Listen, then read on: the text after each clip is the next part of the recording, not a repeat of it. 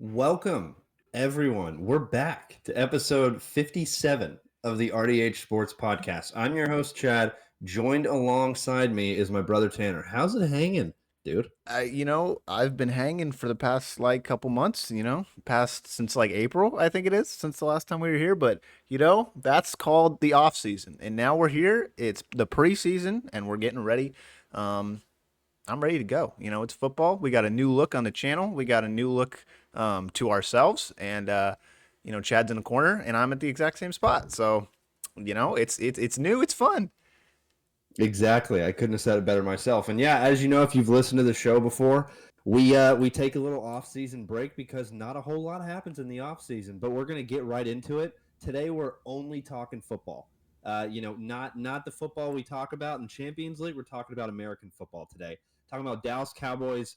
We got division predictions. We've got Jamar Chase contract. We've got college football. You've got everything on the side, just like Tanner said. And we're going to jump right in right now to the Dallas Cowboys because it would not be an RDH Sports podcast if we didn't talk about the Dallas Cowboys at some point. Tanner and I have gone to I don't know how many Dallas Cowboy games, and we're not homers, believe it or not. We just love football, and we're going to give it to you exactly how it is. So Dallas Cowboys, CeeDee Lamb contract, and then we're going to talk about the offseason that the Dallas Cowboys had just to prove that we aren't homers. So giving you a little preview for that segment. Good Lord, Dallas. I mean, I did more in my sleep than they did. We'll get into that in a second. CeeDee Lamb finally gets signed. He's number 88. You knew he was going to come back. 4 years, $136 million. Of that, $100 million is guaranteed. So CeeDee Lamb doesn't have to walk on the field tomorrow, and he still gets $100 million. Tanner, good, bad, great. What do you think about the contract? I like it. I like it a lot. We had talked about this previously, but it's one of those things it's kind of like a measuring contest. It's like, is he going to get more than Justin Jefferson? That was the question, pretty much going into this, and he didn't. If I believe it's by 1 million, he's below Justin, and so he's not the most paid receiver in the NFL, but he's still CeeDee Lamb. He's still one of the best. And some people can consider him the best. And it's just, I think he deserves the money. I think he deserves to be up there at least in the top three in terms of contracts. And he got paid, and Dallas is working on the other stuff now. It's pretty much all right. CD, get back on the field. They got it done before the season, and he's gonna be ready for Week 1. Yeah, and Jerry's taken a lot of heat this offseason. Jerry Jones, Dallas Cowboys owner and general manager. Nobody else can do the job better. You heard it from him first.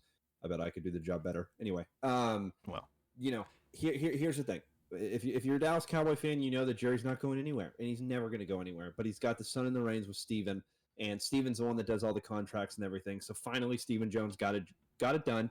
And you know what? CeeDee Lamb wanted to be number one or number two at least, and he got number one. Just kidding, he got number two.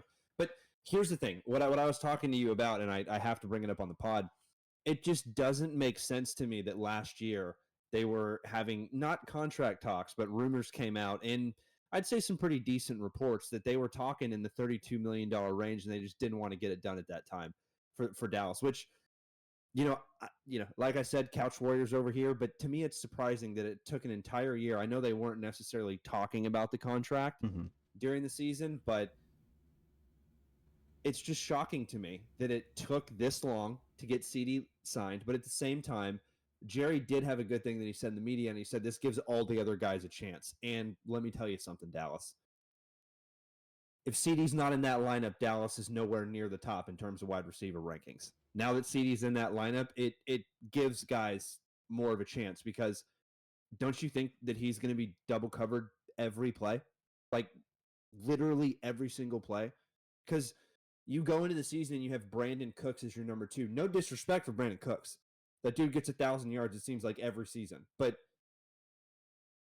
that's number two. And then number three is what? Jalen Tolbert, Yeah, at this point. right? So, yeah, so you don't necessarily have a 1A, 1B situation. You just have a 1A situation. And we're going to get into the more offseason here in a second, but this is just a Cowboys rant. This is what we do on this podcast. I want to ask you about this. Where would you rank Dallas's running back room in the NFL? You just signed Dalvin Cook today. Once again, we're going to get into the offseason here in a second. But you just signed Dalvin Cook. You have Ezekiel Elliott. Rico Dowdle. What do you think? You Deuce know, Vaughn, if he makes it, but what do you think? I mean, they in terms of number 1 being best, number 32 being worst. Where does um, Dallas rank for you? I mean, obviously I don't have all the teams in front of me, but I don't think they crack the top half. Especially with Zeke and Dalvin Cook. Those are your two guys at this point. Obviously Zeke with the Patriots. I thought he played well, but it's obvious Not good. he's not the Zeke of old. He's obviously old, and he's got some wear and tear on those tires. So it's going to be the question is going to be what can he bring to that offense to make them better? And I think that's it can be blocking stuff like that. And what are they going to do with One of Dalvin Cook? He's one of the best blockers running backs in the entire league. It's not even close. 100%. But he's not running the ball. Who's going to run the football? That's the question, right? We know Zeke can block. Can Dalvin Cook still do it? I don't know. What is it's going to be like, how are they going to utilize these guys? Because I promise you it's not going to be just those two guys.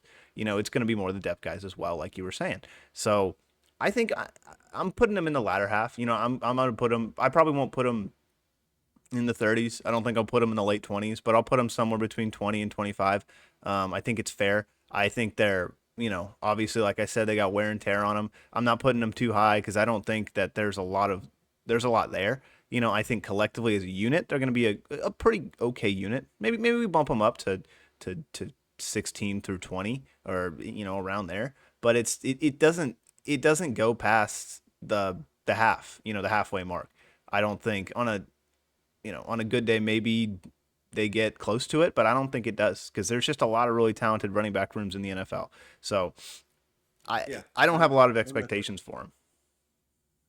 I don't either. I would put Dallas personally in like before today when Dalvin Cook was signed, if not or today or yesterday, whatever day it was. Mm-hmm. Dallas was in the 30 to 32 range. Yeah. And the question mark of what you have with Dalvin Cook is just you don't know what's going to come into that. You have no idea what Dalvin you're going to get. And no disrespect on Dalvin, like that Dalvin Cook 4 years ago, Zeke 4 years ago, my goodness, but once again 4 years ago. Yeah. And Dallas is still paying Zeke for his old contract. Now, my thing is Zeke brings a lot more to the table because I've played hockey my whole life. There's a saying, locker room guy.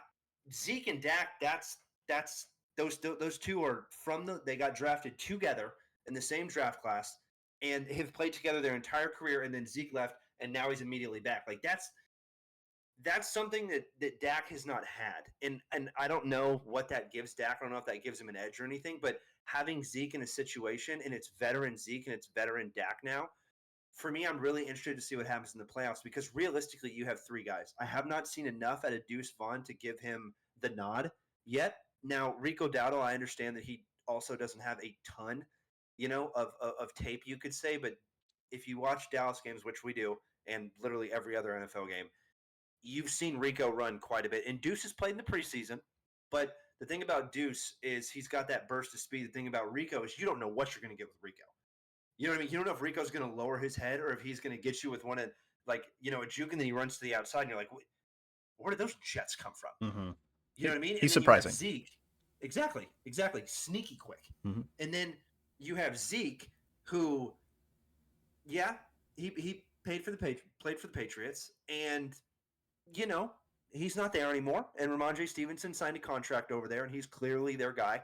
But he's bringing something to Dak that is just not it's undescribable. And to hit on your point with Dalvin Cook, and then we'll go into the offseason stuff. You have no clue what's going to happen with Dalvin Cook. You have literally no idea because there's a ton of Dalvins in his career so far. Unfortunately, you have Dalvin who can't stay healthy. You have prime Dalvin. Then you have a Dalvin who gets outrun by Alexander Madison. And then you have a Dalvin that does not get utilized at all at the Jets. And now you have one of these Dalvins that's going to happen with Dallas. So it's unfortunate with the situations, and I love Dalvin Cook, and he's won me a fantasy championship, a couple. But there's so many question marks with this team, and to bring it right back in and to stop listening to me talk and give it over to Tanner, he's going to hit real quick these offseason recaps. And guess what? It's not going to be a lot. It's Eric Kendricks, Dalvin Cook, and Ezekiel Elliott. Tanner, what do you give me? I mean, give me something here. It's you know it's Give me something. it's the Minnesota Vikings, 2/3 of them. Our previous Minnesota Vikings, and it's just I like the Eric Kendrick signing. We've talked about it a little bit in the past, but it was pretty early on in the offseason. I think you get a veteran in there. I think you get someone who knows Zimmer's system, who can teach it to the other guys, and that's pretty much the point of him being there. Obviously he's a great player and he's going to make plays and he's going to start. He's going to probably start and probably have an impact on the field. But that time of his life, I think, has kind of transitioned over into time where he's a veteran. He's like you were saying, more of a locker room guy, more of a veteran presence who's going to teach these guys what to do in this system and help them along, especially with a new DC in his first year over in Dallas with Zimmer. He had last year off in coaching and stuff like that. So it's a transitionary period for him. So the best thing that you can go get basically the quarterback of your defense over at Aaron Kendricks and be like, all right, I got a lot of stuff I need to do. If you're Zimmer, you take care of these guys and help make sure that make sure they're doing their jobs. So I think it's a really good move. It's a really smart move by Dallas, and I like it a lot. Probably my favorite move of the offseason. That's, not saying a lot because there weren't a lot of moves. But, the Zeke and Dalvin thing, we just talked about it, and it's very underwhelming. But with the Eric Kendrick signing, it's probably the one that I actually like. I would hang my hat on that. As probably the signing of the offseason. It's no Saquon Barkley over in Philadelphia, but it is something I think that made the team better. So I do like it a lot. Yeah, imagine that signing players should just get a little bit better. They're Dallas. Come on, let's go. You know what I mean? Right.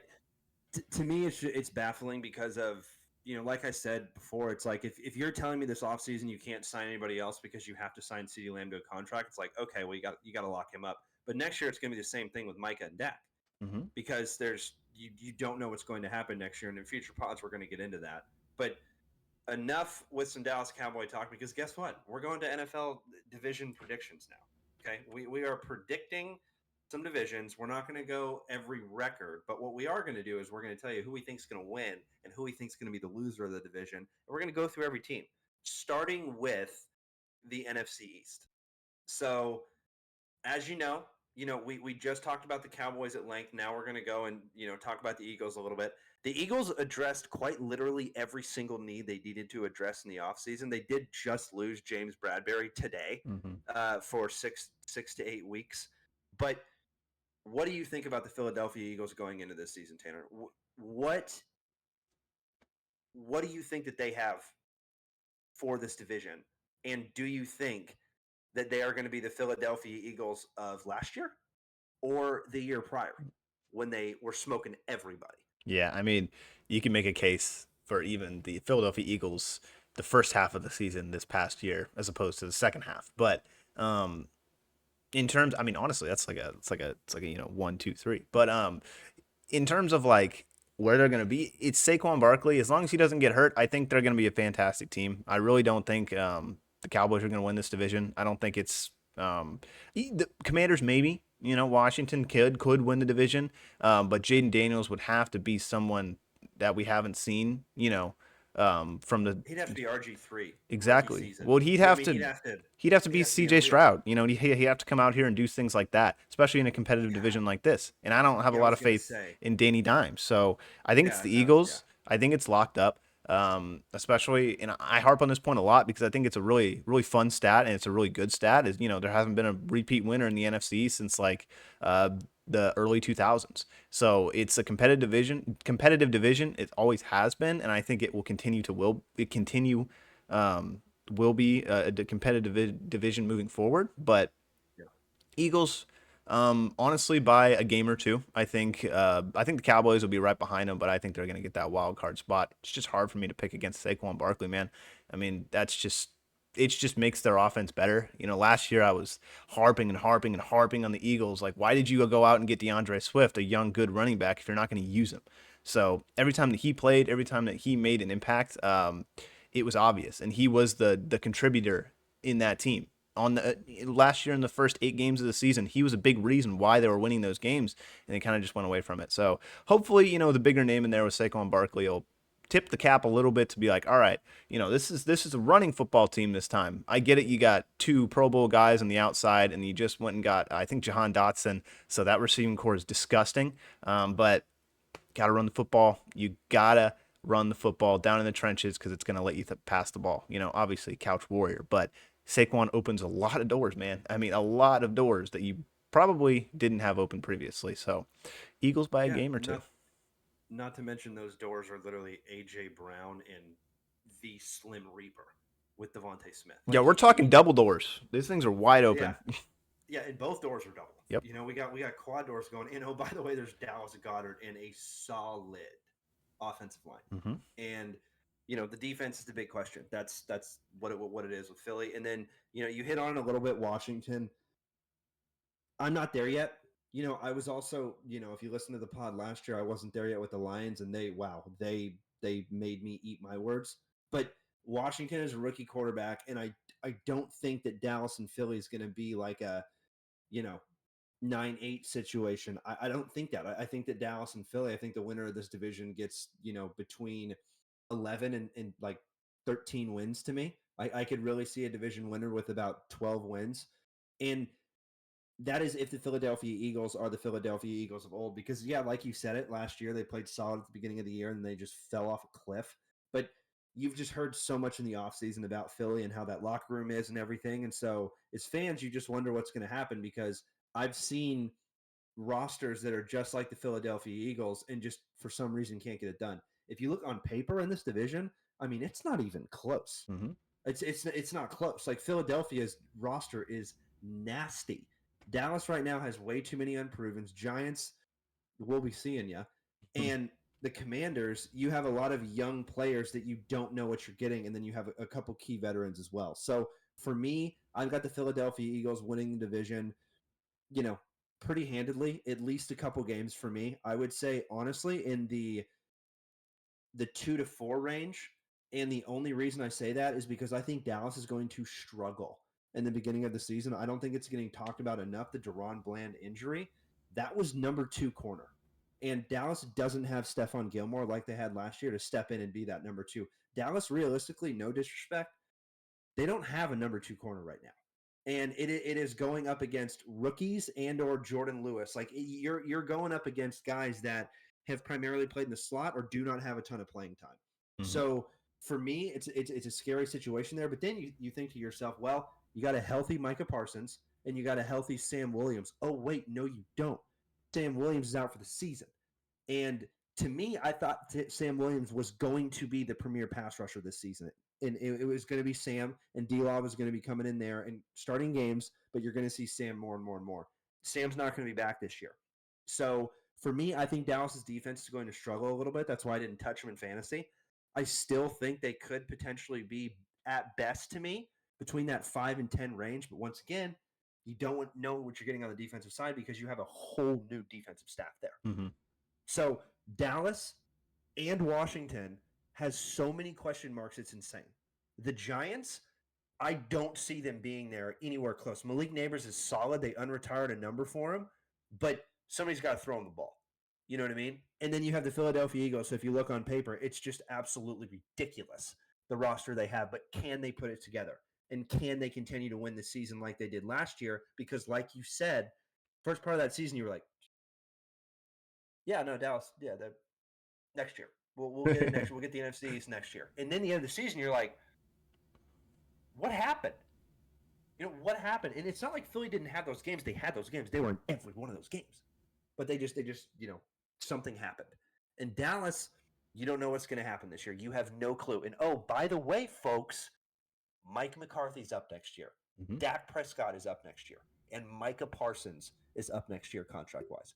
So a lot is going to be happening this season. And if Dallas doesn't make it, in my opinion, to the NFC East, no, NFC East, that's the division we're talking about, the NFC Championship, I don't think a lot of these guys are going to be coming back. But don't worry, we're going to be talking about it all season. Now we're going to the NFC West. We've got the Cardinals, the Rams, the 49ers, and the Seahawks in this division. I don't really think this one is hard at all. I really don't think this one's hard at all. But Tanner, lead us off. What do you think's gonna, or who? You know what? Let's start here. Who's going to be the worst team in the NFC West this year? Not the best. I think we all know who's going to be the best. The worst team. You've got the Cardinals. You've got the Rams. You've got the Seahawks. I mean, And the 49ers. there's an obvious choice. The obvious choice is the Cardinals. I think that they, Really? I think so.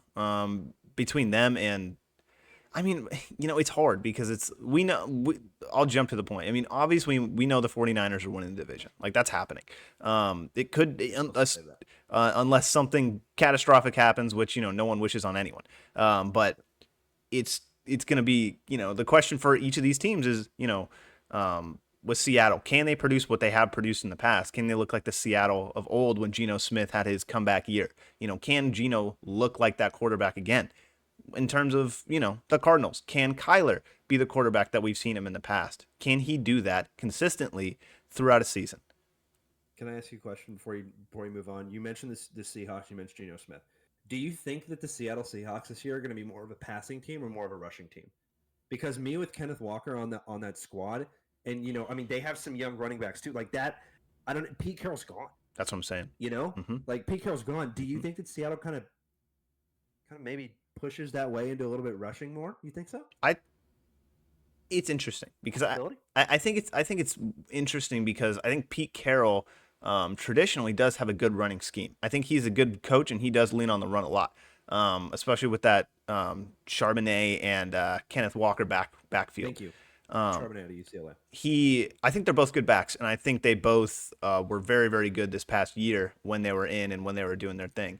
When with the Pete Carroll era in Seattle, I think he's always had that kind of running back that is going to take the load off his quarterback.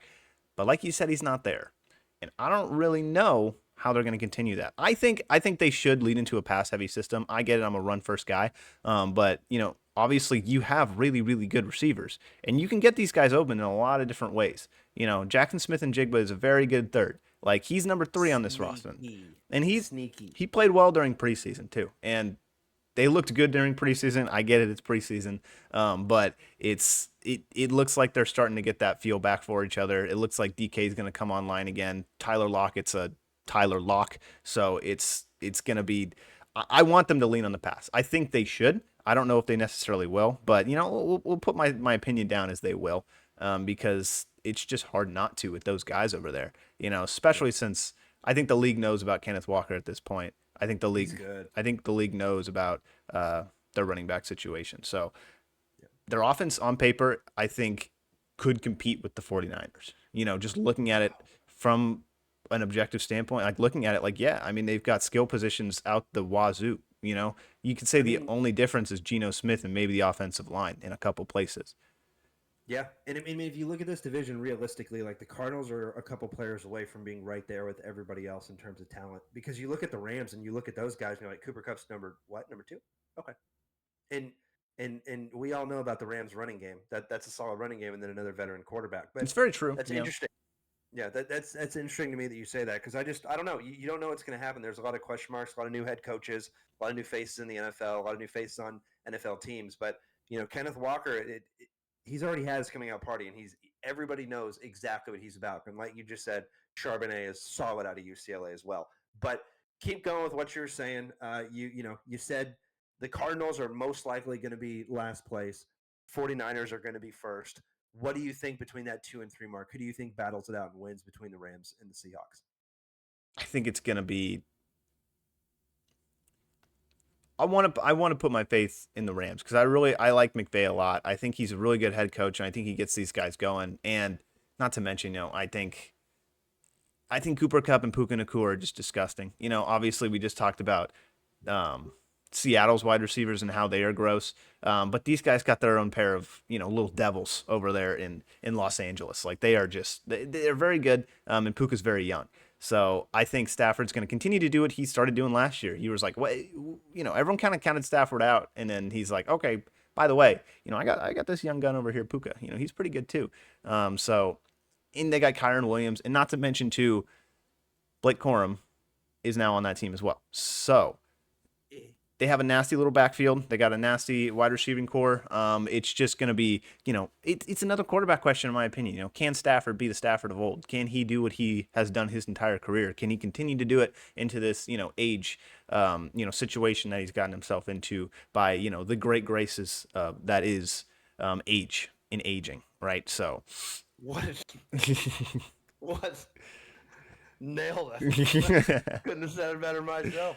No, Uh, it's a question. that's hilarious. It honestly, I think it's the Niners division, and it's going to be who can put up a big enough fight. Because I think all these offenses can and potentially will have the ability to compete with them, but can they do it throughout the course of a game, throughout the course of a season? We've seen them; they're division rivals. They play well against each other. They know each other very well. So I think the offenses is not the question. It's going to be, you know, how are you going to continue to do it over the course of a season? Since on paper, a lot of them look really good, and we haven't even talked about Marvin Harrison Jr. So Exactly. And like I said, I think the Cardinals are a couple players away. I do think they're probably going to be in last place. I do think that Kyler and Marvin Harrison Jr. is going to be a pretty nasty combo for the time to come. I do think that Marvin Harrison Jr. is that guy. And traditionally and historically, you don't see wide receivers as of late in the first round that are extremely successful, aside from Jamar Chase, aside from Justin Jefferson, aside from all these guys, right? it's Aside from super the hit or guys that miss. got taken. It's super hit or Yes, miss. but you look at the wide receivers drafts over the recent years, and a lot of them haven't hit in the first round specifically. And you've got a lot of guys this year that got taken in the first round. A lot of guys got taken in the top 15 too. Top 10 too. Right? You had Marvin Harrison Jr. get taken first, Malik Neighbors get taken second, then Romo Dunze get taken third. And then you also had a ton of other guys get taken as well. So there's a lot of rookie wide receivers this year, but this kid, Marvin Harrison Jr., is next level. Mm-hmm. You if you haven't seen him play, please just go watch just one game. Just it doesn't matter which one. Doesn't matter which one because every game he's in, he hoops. He is. I always hate it whenever you have like a kid of it coming into the NFL where his dad was an absolute great Mm-hmm. because his dad is an absolute great, and I watched him growing up with Peyton Manning, and then you watch this and you're like, he might be rivaling Pops. Like, and it's not. I mean, Yeah, he's nasty. he's off to a good start. He's nasty, and it's like Caleb Williams with this draft. In my opinion, there's levels. There's levels, right? And that's me once again, couch warrior. But I'm right there with you with the Cardinals finishing fourth. I do think the 49ers are going to take it. And then I think the Rams are going to take second. I think the Seahawks are going to take third because I just don't have a ton of faith in the Seahawks this year. But we'll see what happens. I've been wrong before. This division, I'm stoked to talk about this one because this is a tough division, especially with everything that happened in the offseason this year. We're talking about the NFC North, the Chicago Bears, the Detroit Lions, the Green Bay Packers, and the Minnesota Vikings. Minnesota Vikings quarterback JJ McCarthy is out for the season this year, Mm-hmm. but they did sign Justin Jefferson in the offseason to become the highest paid wide receiver. Tanner, who do you think takes first in this division? No. Last. Who takes last in this division? I'm gonna go with I think the obvious pick in the Minnesota Vikings because they don't have a Yep. quarterback, and we saw last year that didn't really pan out very well with No. their carousel led by the Pastronaut. So it's not it's not a good look, I'll say, to start. And they had Justin Jefferson in a decent amount of those games too. So I Yeah, don't he's here for like 8. I don't have a lot of faith in Sam Darnold or whoever else is in that system. But it's not going to be pretty. I think they're going to get last, and I think it's going to be pretty obvious, and they're going to be looking at another good draft pick. Well, okay, so Minnesota's got 4, taking that one pretty easily. Yeah. I'm right there with you. When you have your start, I personally didn't think JJ McCarthy was ready to make that start. I thought JJ McCarthy would be a quarterback that would really benefit from sitting and Mm-hmm. learning and practicing and taking all the reps like Patrick Mahomes did. And then you just put him in there in the second season, and all of a sudden he's levels above everybody else because, I mean, he showed it. And we've talked about JJ McCarthy at length when we talk in the offseason about all the college stuff that we go into in this one. If you just stumbling upon the pod and you're still with us, wait till the off season. That's why a lot of you guys started listening to us. because of how in depth we go in the NFL draft. Here's my thing with the Minnesota Vikings. Their best player, in my opinion, is not there anymore on the defensive side of the ball, and that's Hunter. So, I don't think the defense is going to be that solid. And the offense has TJ Hawkinson, who's battling some stuff, Justin Jefferson, and Jordan Addison. That's about it in my book. So, that's in that division. I think that's number 4. And then I think you have the Green Bay Packers and you have the Chicago Bears. That the Green Bay Packers, you could have the Jordan Love of the playoffs against the Dallas Cowboys, or you could have midseason Jordan Love just coming off of a win and get absolutely smoked. Like you don't know, in my opinion, what's going to happen with this team. And they did address some needs in the offseason for sure. The Packers did. But I think the Packers, in my opinion, are going to come in third place this year in this division. I have Chicago finishing 2, and then I have the Lions finishing 1 because the Lions only got better and addressed everything that they needed to do. And nothing told me last season that they were going to fall off. I think that the Green Bay Packers made some great additions, but if you listen to the pod before and look behind Tanner's right shoulder, if you're watching us on YouTube, I'm in the Caleb Williams train, and so is Tanner. So, I think the Caleb Williams era is starting in Chicago this year. So, that's what I got. I got the Lions finishing 1. I got old Chicago finishing 2. I got Go Pack Go finishing 3. And I got Skull Vikings finishing 4. Tanner, what do you got? I'll say this. I will say that I'm not as insanely big of a fan. I think it's going to be close. I think these top 3 spots are going to be close. I think it's going to be a race between 1 and 2, and I think third's just going to kind of barely miss out towards the end of the season. But I think number 3 is going to be Chicago, and I'm just giving it to Chicago because Caleb Williams, rookie quarterback. It's a lot of new players, and it's a lot of new players on offense. So it's just a lot of uncertainty. That defense is going to be just fine. I think that they're consistently a pretty dang good defense. So I'm fine with them on defense. It's just the offensive questions. How are they going to do in the beginning of the season? Those first 4 games, first 5 games, 6, 7, 8. Like how is it going to play out? When is Caleb Williams going to become that rookie? That we know and love and see every single year. Will it happen, or will he be a CJ Stroud?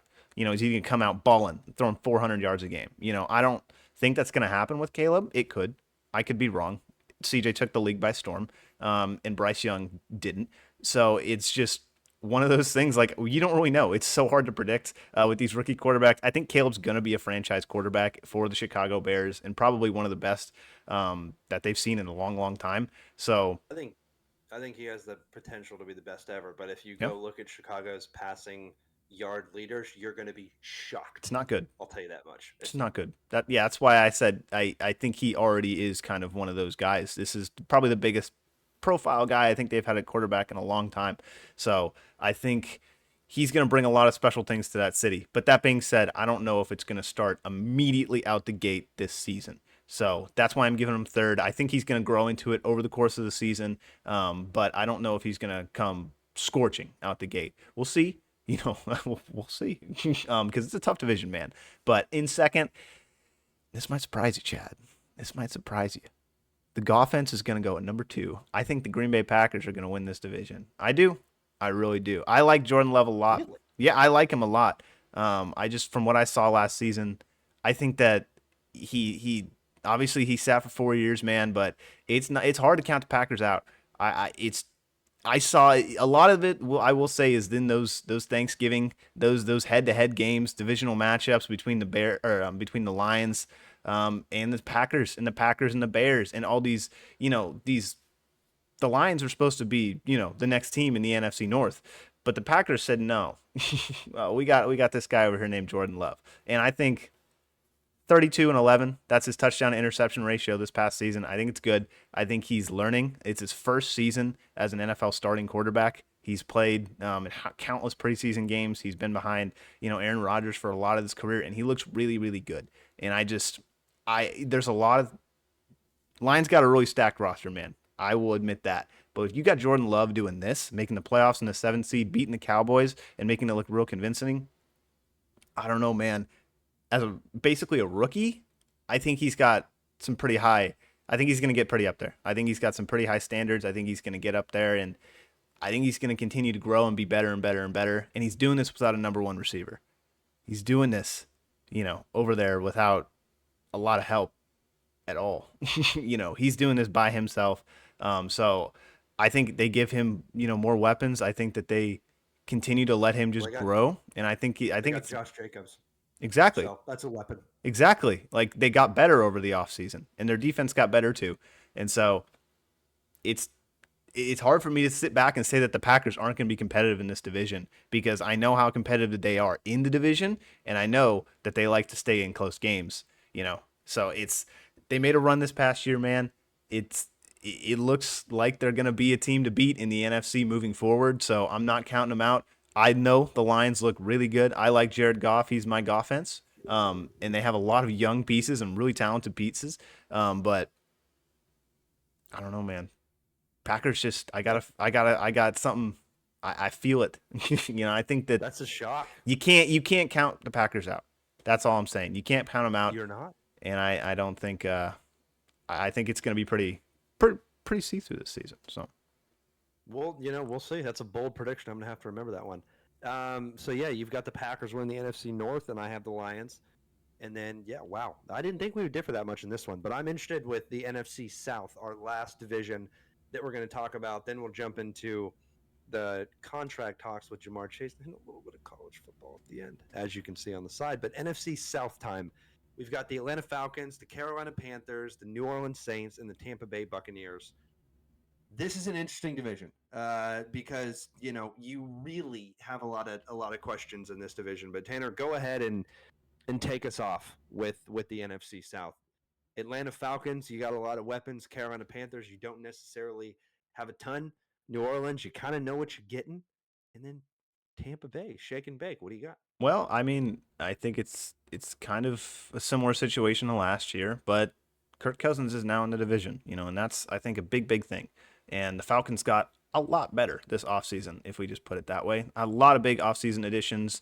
Justin Simmons, I think, is a big one, and just absolutely locked up that safety in those defensive backs back there. And AJ Terrell, I think, got an extension too, if I'm not mistaken.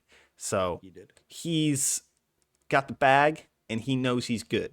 So he's going to continue to lock down part of that secondary. And obviously, you got Jesse Bates and Justin Simmons now. So, and that's not even talking about a couple other guys they got.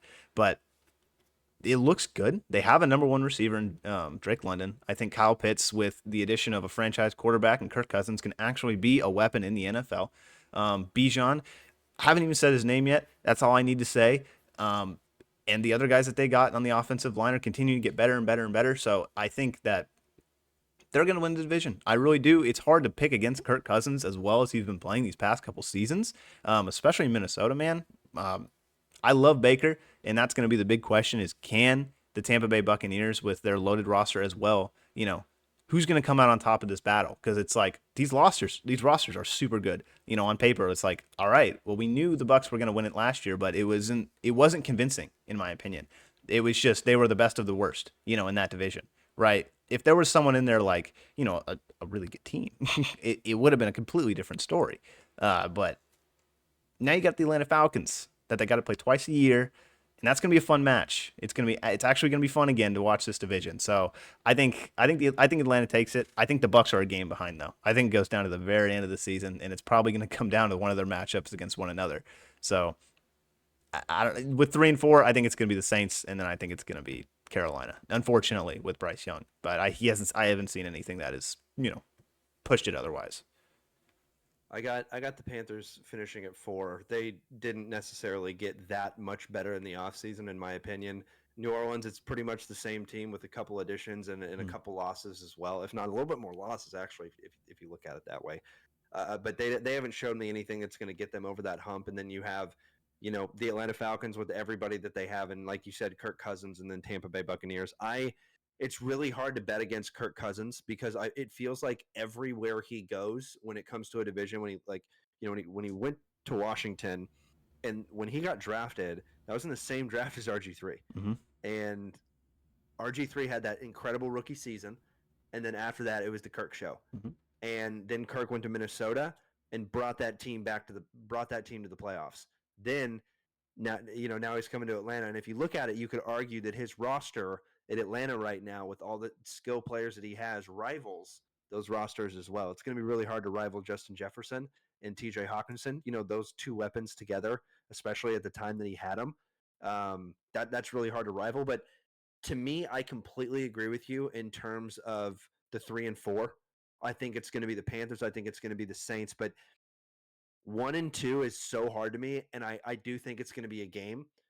But I think this year you could see a couple teams from the NFC South make the playoffs. I think this division with these two veteran quarterbacks at the top, because Baker's a veteran now, and Mike Evans has a chance to be, arguably one of the greatest wide receivers of all time this year if he defeats this feat where he gets another 1,000 yards, because I think he's gotten 11 to 13 or something like that in a row, something crazy right now. It's beating Jerry Rice's record, but that's fire. That is fire under Mike Evans, and he did not need anything else to motivate him because he's that good. And then you have Chris Godwin, and then you have, their running back, who's I think is it Rashid White? Is that right? Yeah, that's right. Yeah, Rashid White, who came out of nowhere last year, and you're like, who is this kid? And then you have a pretty decent offensive line. Sure. I don't know if you could say that the offensive line is as good as when Baker got there. What were you saying? I think it's Rashad White, right? Rashad White. That's right. Yeah, yeah. But with Tampa, I'm going to give it to Tampa, and I'm going to give it to Tampa by 1 game at the end of the season. Okay, the same thing's going to happen, but I do think that the second place team in this division plays the wild card game. That's going to be my bold prediction. I think that the second place team in this division is absolutely in the wild card game in the NFC side, because when you look at both the rosters of these teams and you stuck in a veteran quarterback with Kirk Cousins, you're like, shit, that's what they were missing. And you 100%. Don't know what you're going to get. You don't know what you're going to get with Kyle Pitts. You don't. But if Kyle Pitts comes on, oh no, because you can't. What are you going to do? Because he's a mismatch nightmare. Now he hasn't been able to put it together, but we'll see. This could be the year. And then, God, that puts the Falcons in a tough move because his contract's coming up real soon. Still got him. Yeah, I mean, NFC East, we had the same winners. NFC West, we had the same winners, and then NFC North and South, we had different winners. So we'll see what happens this year. Throw a little curveball in there, There you go. Got to. Now, moving on from the division predictions, we have got the Jamar Chase contract, which is just a quick question. Then we'll hit a couple college games, and we're out of here. Jamar Chase. That interview came out with Zach Taylor. That was not a good one. When he said yes, and then the interview came out afterwards that I shouldn't have said that. You look at Jamar Chase showing up late. SportsCenter tweeted it and all that. He wants to get paid. I think he deserves to get paid. But how much do you think he deserves to get paid? It's a question. I think it's like, what does Jamar Chase value himself? And that's a lot of what you got to come from in these contract negotiations, because in his opinion, I think he thinks he's the best receiver in the NFL. And I'm not saying he's wrong. On any given day, I think he can be. But I don't think, he's going to. I don't think, a $40 million a year price tag is going to make the Bengals want him, that much more. I think the deal's going to get done. I really do. I think it's going to get done before the season, if not in like week 1. If not like, not like the week after that first game when Joe Burrow's like, what are we doing? After week 1 heading into week 2, if it doesn't happen then, I think it's going to happen pretty soon, because he is that offense. If you don't have Jamar Chase in the field, it's not the Cincinnati Bengals. It's not going to be the same team. It's like we were talking about with CD and Dak. Like that's his number one guy. If you don't got to pay attention to that anymore, then no offense to T. Higgins, but it's not as big of a competition, when it comes to that defensive backfield. But I think I think he's warranted. It's just the way of the NFL that these guys, whoever gets paid first is going to get the lower number. Whoever gets paid at the end, he's probably going to break the market. I think it's going to be by a couple million. I think he's going to beat out Justin Jefferson, because that's your franchise guy. I think you have to. If you're the Bengals, you have to. This is Jamar Chase. You can't let him leave at all. And yes, he is doing everything he can in the eyes of social media to tell that to the Bengals. Like, I am not, serious about this unless you pay me what I deserve. So I think it's going to get done. I think he's going to beat Justin Jefferson. I think it's going to be by a couple million, maybe one or two. So maybe jump it up to, I think, 37 million a year. My gosh. Or whatever that contract is. But I think he's going to beat him. I think that's the only way you get to sign him and continue it. But is it really a bad thing? If you look at it, is it really a bad thing to have him locked up for the next however many years with Joe Burrow? And then you can just build your team around those guys, because we know that with those two guys on the roster, you can do so much. You can do so much. So I think that that's your number one priority if you're Cincinnati, because it's not like Dallas, who has Micah Parsons that they got to worry about. They got Dak Prescott they got to worry about. He's got Jamar. Just sign him, get the deal done, call it a day. Wise words there. Yeah, I mean, it's to me my number one guy in the league is Justin Jefferson. And personally, I'm taking CeeDee Lamb over Jamar Chase. So I put Jamar, in my opinion, at number 3. But once again, Couch Warrior, third time I've said that this pod, I get what he's doing. Mm-hmm. Because if you don't see yourself as the best, I mean, you look at it at UFC all the time, right? You look at all these champions, like they are the best. They're the best in that division, and they think they're the best. And there's a reason for that. You have to have that mindset to be at that high of a level. Mm-hmm. Like, there's levels to this, right? Like we said at the beginning of the pod, especially martial arts. Football, there's also levels to this. Jamar is for sure a top 3 guy. If you really want to say top 2, you can. I can give you the argument. But a little bit more than Justin. I know that it's like a couple mil, but at the same time, if Jamar wants it, Jamar wants it. And if you get a 4-year contract and you get a couple mil more, that's $8 million more, and you're going to get a bigger signing bonus as well. Mm-hmm. Almost probably about a $10 million more signing bonus. And he's got an agent that is, that's what happens. That's what happens with this kind of stuff. So is it needed? Yes, 100%. Does he need to be on that team week 1? Yes. It is a different team without Jamar Chase, just like you said. And Joe Mixon is still there, but he's not No, Joe not. Mixon 3 years ago. Joe Mixon's in Houston. Joe Mixon's not there anymore? He's in Houston. That's right. Joe Mixon went to Houston. Yeah, That's right. What is his name? Zach Moss? Is that the running back? I don't even know. Yeah. Wow, that's bad. You got to look that up real quick before we move on. I'm pretty I was sure. literally about to move on, and I just made myself look like an idiot. Well, it's kind of a low key signing.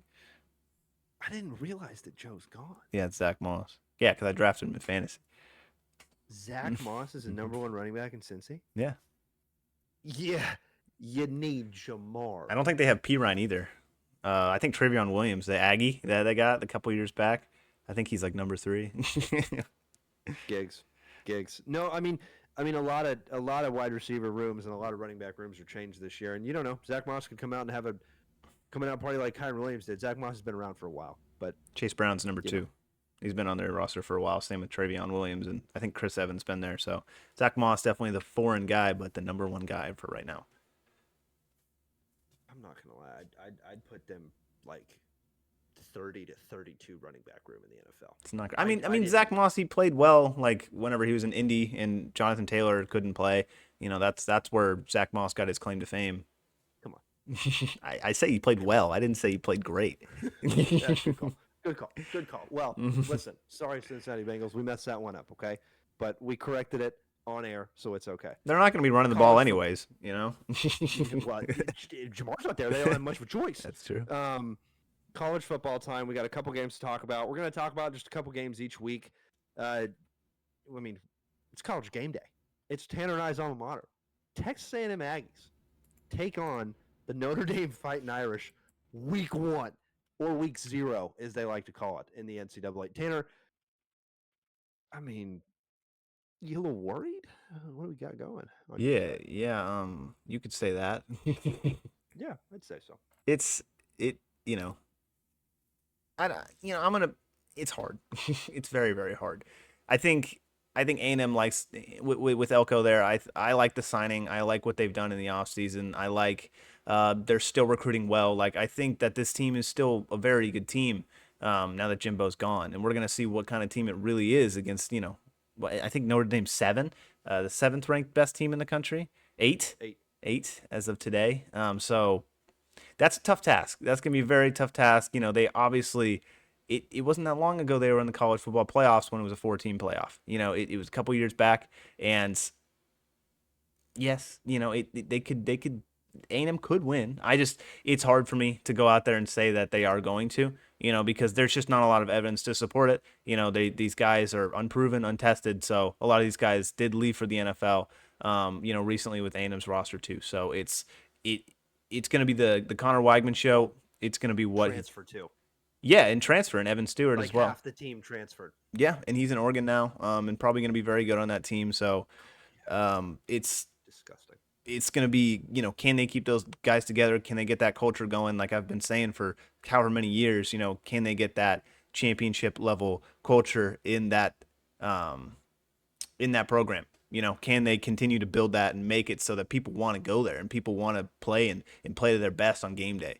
I think that A&M historically has played, when they play better opponents, they play up to their opponents, but Look at a couple of years ago when they played Clemson and they should have won that game and they lost that game because they dove in the end zone and the ball got knocked out on the goal line. And that's the only reason they lost to Trevor Lawrence and Clemson.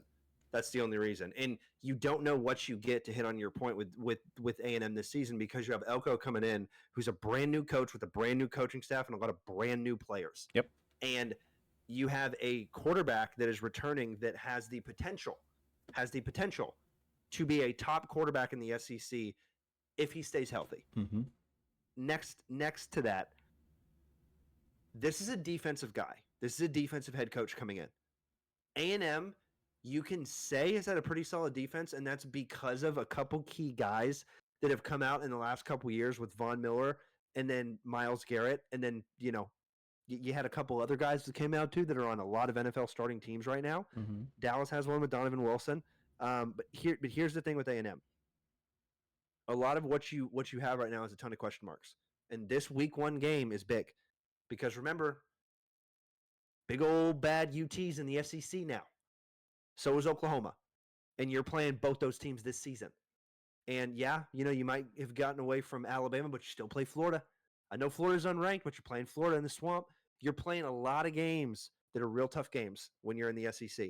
And you're starting out with a statement game against the Fighting Irish, who are a top 10 ranked team for a reason. So the thing with Notre Dame and the thing with A&M is this is such a big builder for the rest of the season. Now, you have an expanded college football playoff, which is nice. You can afford a couple losses. Maybe a couple. Yeah, you can afford a couple losses. 1 or 2. But 1 or 2. For sure 1, you're okay, but 2, that's bad. You've got that. And you've got strength of schedule in the SEC. But here's the thing. Notre Dame is not going to go down. And Notre Dame's got a lot of guys and got a pretty top-ranked class as well that's coming in. So it's a big question mark game for A&M. And for me, obviously, I want my Aggies to win. That's where I went. Am I going to pick my Aggies? Not necessarily. But if A&M holds this game within 1 touchdown and it gets to the 4th quarter and they're at home in Kyle Field and it's rocking like I know it's going to, I don't know. I think they do have a chance to win it. It is possible. They have a chance to win it for sure if they keep the game close, like within 1 touchdown, not 2. Within 1 touchdown, within 3 to 7 points that entire game. I think A&M could pull it out at the end. But if they have to come back at the game, that's going to be tough. That's going to be very tough because you don't know with a lot of these new additions and frankly, you don't know what's going to happen with a kid coming back from an injury with quarterback as well. Now, moving on to the last game of this podcast, we have Clemson, who's top ranked this year, against number 1 Georgia. Tanner, quick, easy question to finish this thing out. Is this the Bulldogs? Is this the Bulldogs SEC? Yes. So you got them winning this week. Yeah. I mean, I think they're going to win. I think that they're still that championship caliber team. I mean, it's, obviously, they've had some departures, but I think that it's that program thing, that they've built over the past couple years that you just can't deny that they have it now. They are one of the teams to beat in the SEC, and they will continue to be for the foreseeable future. I think that they've done an amazing job with their program, and Clemson hasn't shown me that they can consistently be at the top in these past couple years. So I'm not 100% sold on them quite yet. But you don't know what can happen. The first week of college football, the first game that we had was an upset with Georgia Tech. Like it did happen. So just moved to that state too. Whoop. Yep, whoop. And sorry, Florida State. It's not looking good for you, but it could be looking good for other teams. I think Georgia is still going to be those guys. That's pretty much where it ends. I don't see them really stepping down all that much. Like, yeah, I get it. They had some guys and they went to the NFL. Brock Bowers, like he was that guy in that offense. But their entire line, defensive line. They just keep doing it though. That's the thing. They just keep year after year. You see these guys just come up and start playing, well and better and better and better. 4-star, 5-star. That's what happens, Yeah, and that's just that's how these things go in college. So I think they're going to be just fine. I think it's going to be close. But I think it's going to be a couple touchdown game. I think it's going to be multiple scores, actually. So I think it can be close. I think it's going to be close for a decent amount of the game, but I think Georgia takes it towards the end. I just think they have, surprisingly, and I wouldn't have said this 5 years ago, but I think they have the better experience and the better mindset coming into this game, and will have it throughout the game. And, it's two of the best coaches going at it with Kirby and Debo. So I can't wait to see that. That's a coaching battle that's like, oh, okay. Yeah, we're going to watch that one. We're definitely going to tune in at 12 o'clock here. But that was all the talk we had this week. Next week, thanks for listening. And next week, we will be talking about, we did the NFC matchup. We're going to do AFC matchups. It's going to come to you a little earlier next week. We're not sure what day we're going to be dropping these episodes when the football season starts, but we'll figure it out. You'll getting us every week, and then we're going to go right up again until the end of the draft, and then right after the draft, we're going to take a little break and come back like we did this season. But don't worry, this year there's going to be a lot more. We got T-shirts on the way, folks. We got T-shirts on the way. Tanner, let's do it again next week. Bye-bye.